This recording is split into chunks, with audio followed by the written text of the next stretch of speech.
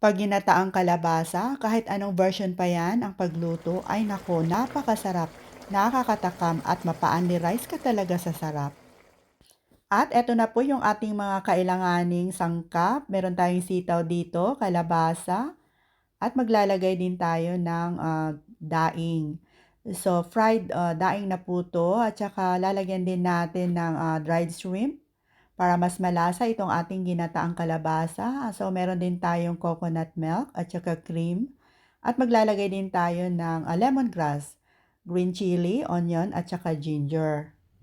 Dito sa ating wok or pot, kung saan kayo komportable magluto, ay lalagay na natin itong ating coconut milk at saka kunting tubig. At itong ating lemongrass, onion and ginger. At isabay na din natin itong ating kalahating kilong kalabasa. So, takpan lang natin at lutuin muna ng mga 5 minutes. At pagkatapos ay timplahan natin ng patis ayon sa inyong panlasa. Lagyan din natin ng konting seasoning at saka ground pepper at saka asin. So, baliktarin lang natin para even yung pagkaluto ng ating kalabasa. Mas gusto ko kasi na medyo malaki yung pagkahiwa ng kalabasa para hindi madurog. At saka dito na natin ilalagay itong ating dried shrimp at idagdag itong ating long beans or sitaw. At lalagyan din natin ng siling berde dahil isa lang natira, ayan na lang po.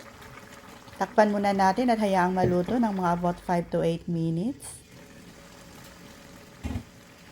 At ilalagay na natin itong ating fried dried fish. At saka, ibuhos na natin itong ating coconut cream. Ay, nako, ang sarap. So, hayaan lang natin mag-simmer ng mga about 30 seconds. Hindi naman natin kailangan patagaling lutuin dahil luto na itong ating dried fish. So, gently stir lang po para hindi naman tumadurog itong ating kalabasa. At pag okay na, ay pwede na nating ilipat dito sa ating serving plate. Ay, ang sarap, nakakatakam at sobrang nakakagutom na. I-try nyo na din itong lutuin mga Ma'am Shay. Tara, kain na po tayo.